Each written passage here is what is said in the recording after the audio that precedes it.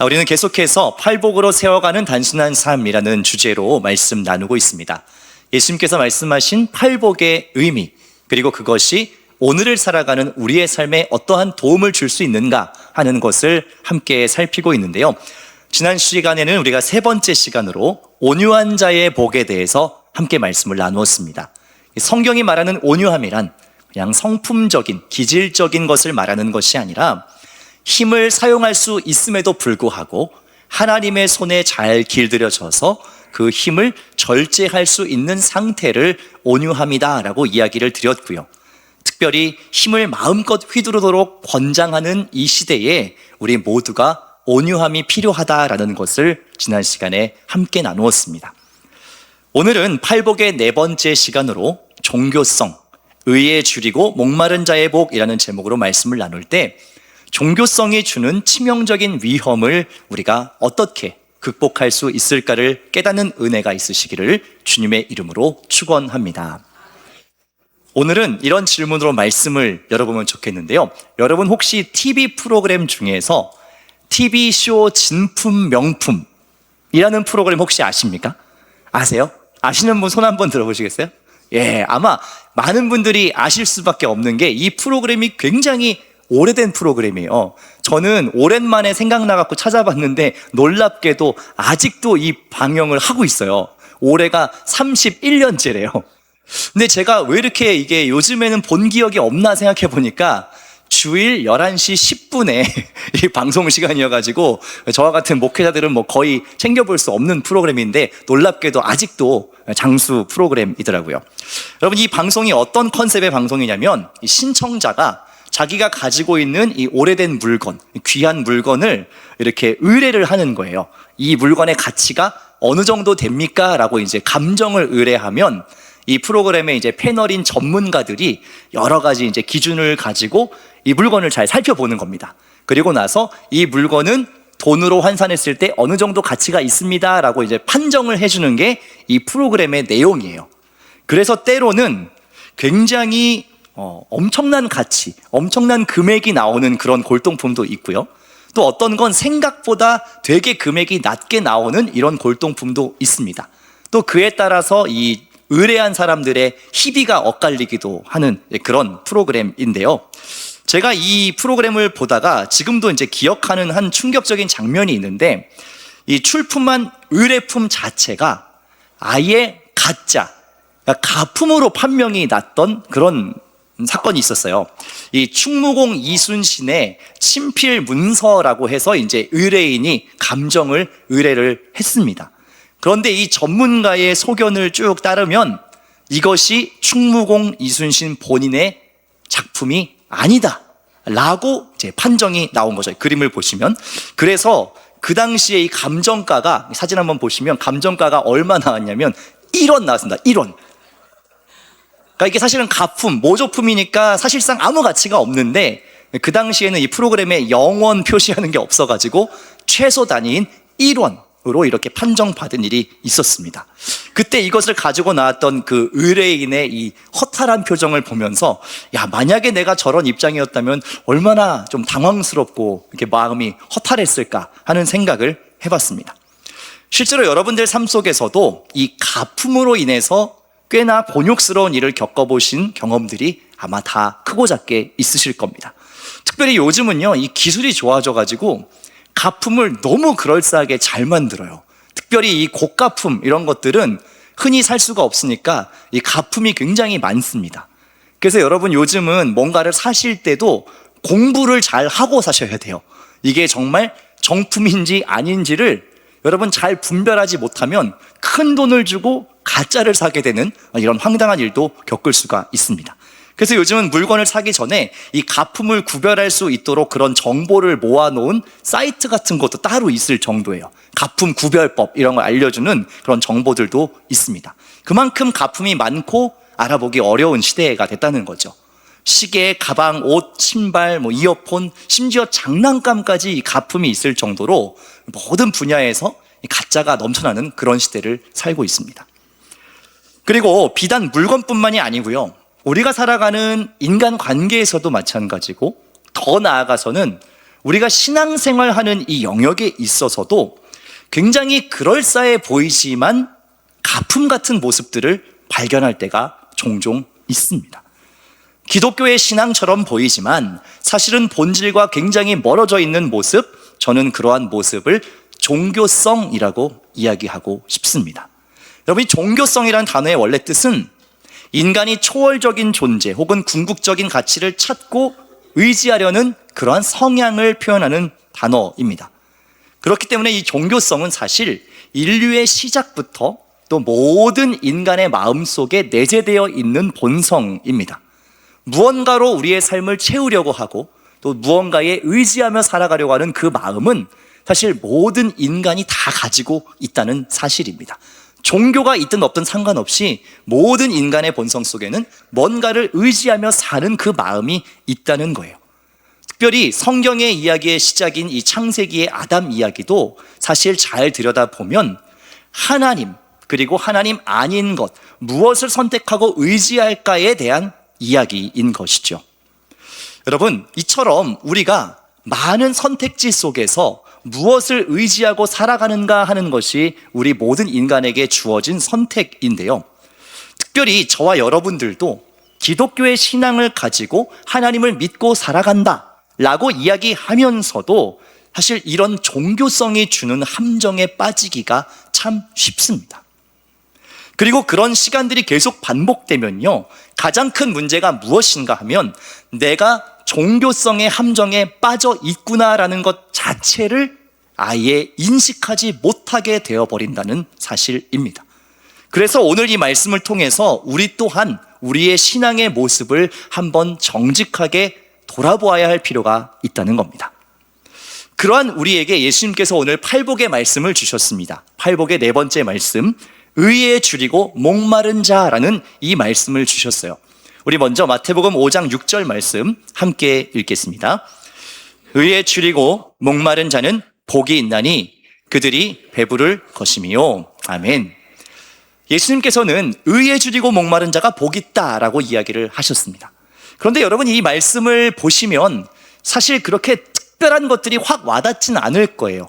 왜냐하면 굉장히 당연한 이야기처럼 보이거든요.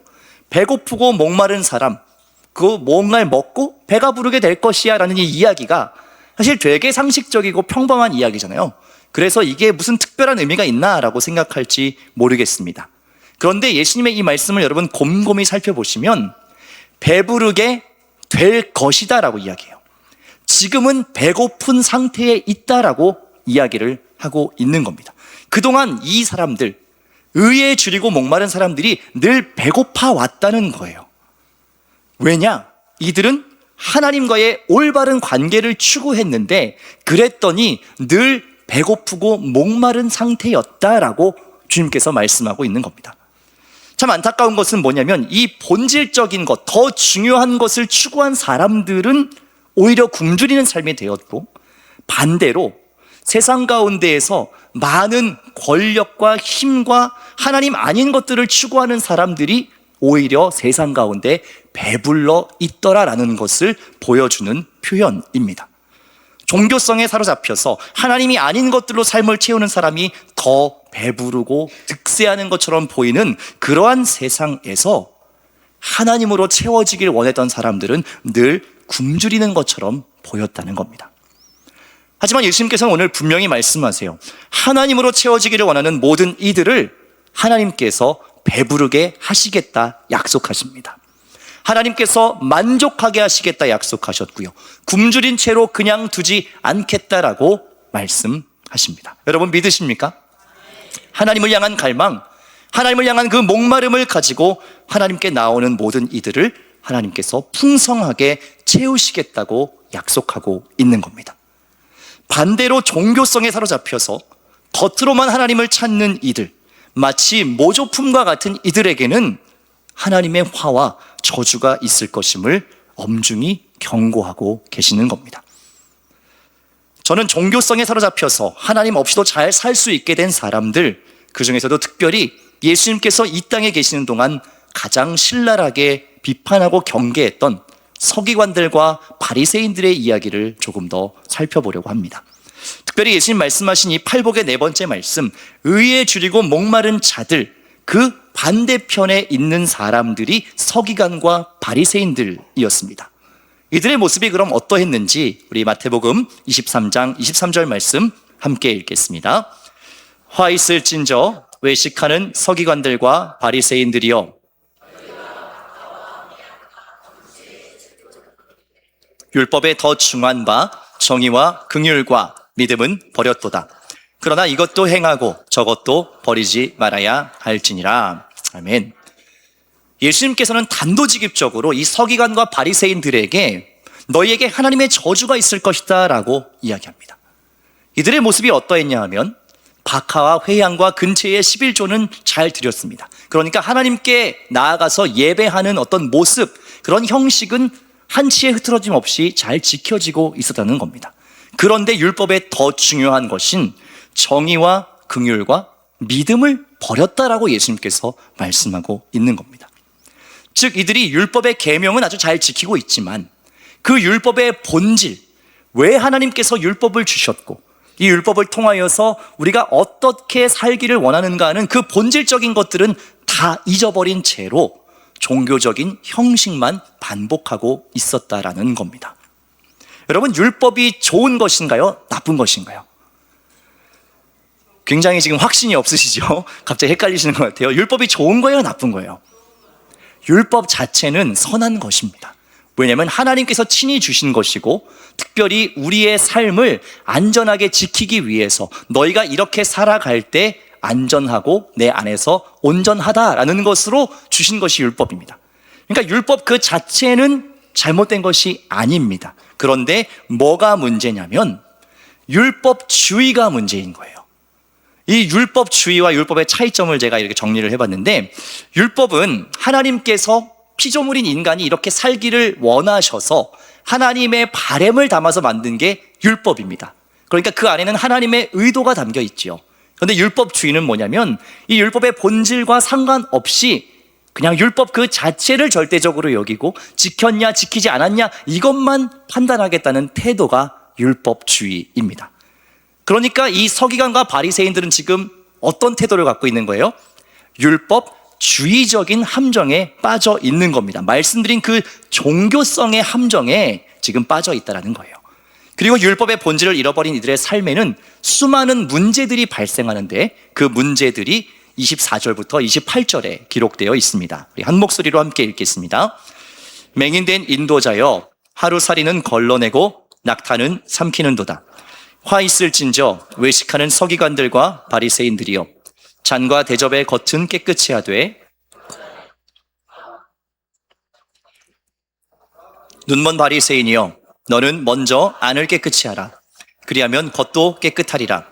화 있을진저 외식하는 서기관들과 바리새인들이여, 회칠한 무덤 같으니 겉으로는 아름답게 보이나 그 안에는 죽은 사람의 뼈와 모든 더러운 것이 가득하도다. 이와 같이 너희도 겉으로는 사람에게 옳게 보이되 안으로는 외식과 불법이 가득하도다. 아멘. 더 이상의 추가적인 설명이 필요 없을 정도로 여러분 한 번에 잘 이해하실 수 있는 내용들일 겁니다.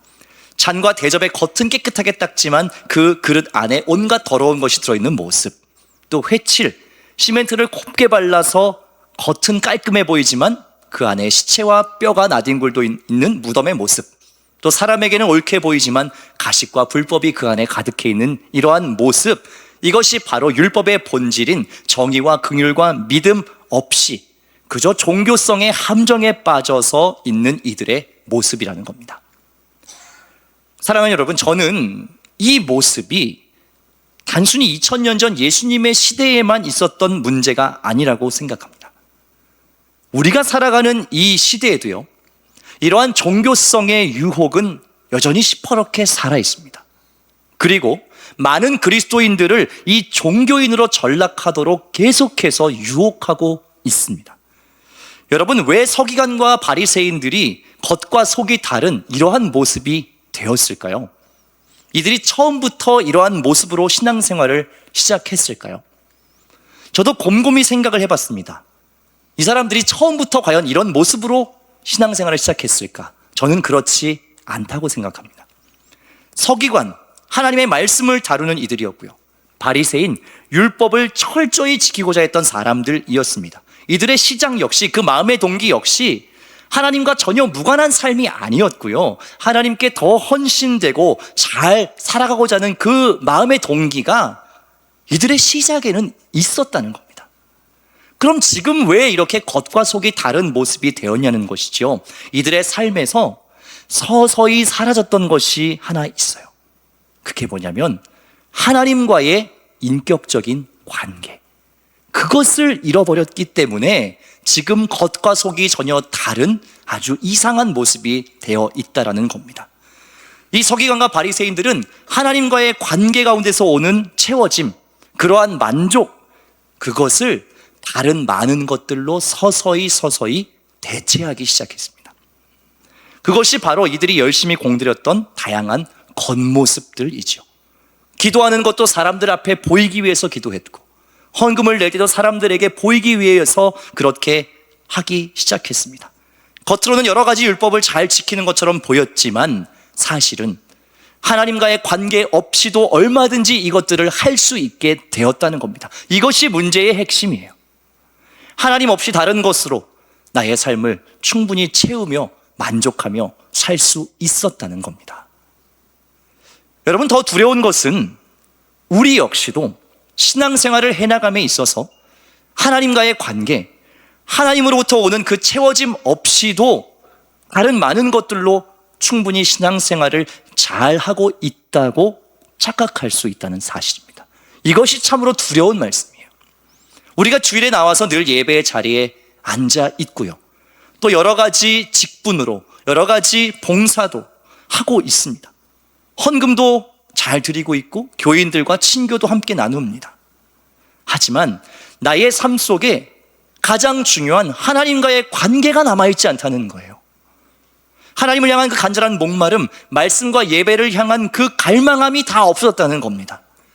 마치 엄청난 값어치의 진품인 줄 알고 있었는데 막상 감정을 해보니까 가품으로 감정되는 그런 골동품처럼, 겉은 화려하지만 그 안에 시체와 뼈가 나뒹구는 그 회칠한 무덤처럼 하나님 없이 얼마든지 신앙생활이라고 하는 그 행위를 연출할 수 있게 되는 것, 이것이 바로 우리가 살아가는 시대에도 종교성이 주는 가장 치명적인 위험입니다.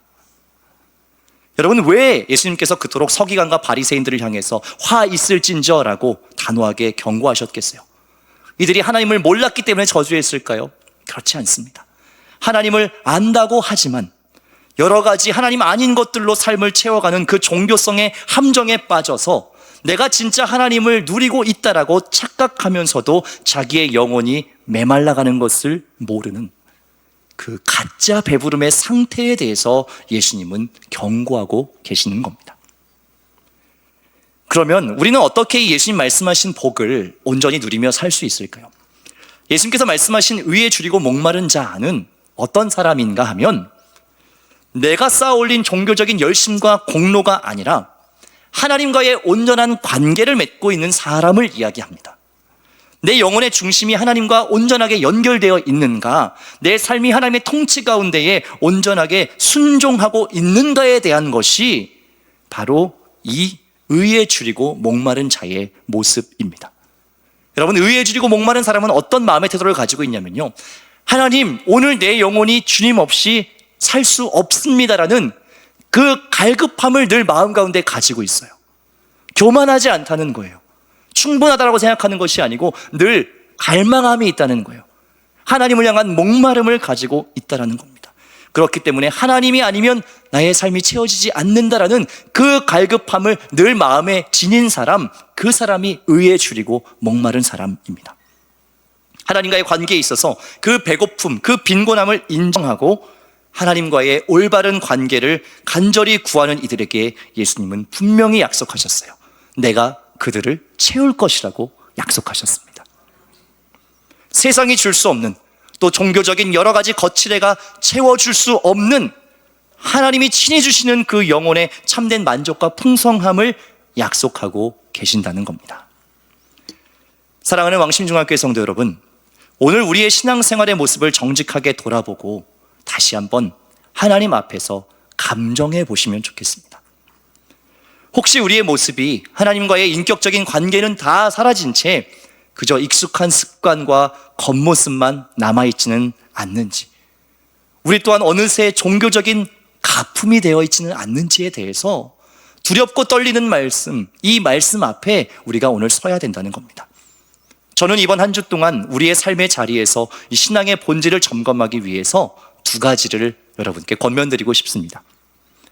첫째로 여러분, 종교적인 역할, 책임, 직분, 이 모든 것보다 하나님과의 관계를 우선하셔야 합니다. 특별히 하나님과의 관계에서 가장 중요한 것은 저는 예배의 자리라고 생각합니다. 단 한 번은 우리가 예배 드릴지라도 최선을 다해서 하나님을 사모하는 마음으로 예배해야 된다는 겁니다. 물론 우리 인간에게 있어서 이 익숙함과 반복이라는 것은 참 뛰어넘기 힘든 장벽이기는 해요. 하지만 오늘 말씀처럼 계속해서 그 갈망하는 마음, 하나님을 사모하는 그 마음으로 우리의 예배의 자리에 나오지 않으면 어느 순간에, 정말 순식간에 이 종교성의 위험에 빠져들게 된다는 겁니다. 그렇기 때문에 우리의 예배의 모습, 내가 예배에 임하는 나의 마음의 태도를 우리가 다시 한번 돌아볼 필요가 있습니다. 여러분, 참 엄중한 말씀이지만 하나님께서는요, 무엇을 가장 미워하신다고 이야기했냐면 마음을 들이지 않고 그 삶을 들이지 않고 종교적인 행위로만 예배하는 것을 하나님 정말로 미워하셨어요. 이사야 말씀에 보면 뭐라고 이야기를 하냐면, 내 앞에서 드리는 너희의 그 모든 종교적인 행위들을 다 치우라고 얘기하세요. 내가 더 이상 그것을 받는 것이 버겁고 너희들이 그렇게 위선적으로 예배만 드리는 모습을 내가 더 이상 역겨워서 견딜 수가 없다라고 이야기합니다. 하나님께서 이렇게 노골적으로 말씀하실 정도로 우리가 하나님 앞에 나아가서 예배하는 것에 있어서 가식적이고 우리가 앞과 속이 다른 모습을 보이는 것은 하나님 참으로 미워하시는 모습이에요. 우리의 모습을 다시 한번 돌아보시고 참으로 하나님을 갈망하는 그러한 예배, 단 한 번을 예배드려도 하나님의 은혜를 사모하는 그 목마름을 가지고 나아가는 그 예배를 드릴 때에 하나님께서 우리의 삶을 하나님 주시는 풍성한 복으로 채워주실 줄 믿습니다. 두 번째로 권면드리고 싶은 것은 여러분, 가짜 배부름에 속지 않도록 주의하셔야 합니다. 여러분, 헛배부르다라는 말 아시죠? 이게 뭐죠? 특별히 먹은 건 없는 것 같은데 그냥 뭔가 포만감이 있는 것을 헛배부른다고 이야기하지요. 그런데 저는 우리의 신앙에도 이러한 현상이 종종 찾아온다고 생각해요. 무언가 내가 하나님으로 온전히 채워진 것이 없는데 뭔가 이 배부른 듯한 느낌, 그것은 어디에서 오는 거예요? 아까 말씀드린 대로 여러 가지 종교적인 습관과 행위, 여러 활동, 여러 역할, 이것을 수행하면서 오는 일시적인 만족감이에요. 그런데 이것을 신앙적인 채워짐이라고 오해하시면 안 된다는 겁니다. 아무리 많은 일을 해도, 아무리 중요한 역할을 감당한다고 해도 내 예배가 무너져 있고 내가 하나님 만나는 그 인격적인 관계가 무너져 있으면 이 모든 것은 헛배부른 거예요. 잘못된 배부름이라는 겁니다. 그렇기 때문에 여러분, 무엇을 감당하시던 늘 하나님과의 관계를 확인하셔야 하고, 내가 먼저 하나님으로 온전히 채워지고 있는가, 이것을 반드시 점검하셔야 한다는 겁니다. 그러한 목마름을 가지고 정말 하나님으로부터 오는 참된 것들을 구하며 나아갈 때에 하나님께서 그러한 영혼 가운데에 반드시 배부르게 채우시는 은혜가 있을 줄 믿습니다. 사랑하는 여러분, 오늘 하나님께서 여러분들의 신앙생활을 잘 살피시고 감정하신다면 여러분은 과연 하나님께 어떠한 평가를 받을 수 있을까요? 껍데기뿐인 그리스도인, 그것만큼 세상 가운데에서도 하나님 앞에서도 참으로 슬프고 비참한 것이 없습니다. 바라는 것은 오늘 주님 앞에 우리 안에 모든 외식과 종교성의 껍데기들을 다 내려놓을 수 있기를 소망합니다. 사슴이 시냇물을 찾기에 갈급함 같이 하나님과의 올바른 관계, 주님을 바르게 알아가는 것에 목말라 하는 참된 그리스도인으로 새롭게 되어지기를 소망합니다. 우리가 주님 한 분만을 간절히 바라고 소망할 때 하늘의 풍성함으로 우리의 삶을 채우시고 만족해 하시는 그 놀라운 은혜가 사랑하는 왕십리 중앙교회 모든 성도님들의 삶 가운데에 풍성이 임하기를 주님의 이름으로 축원합니다.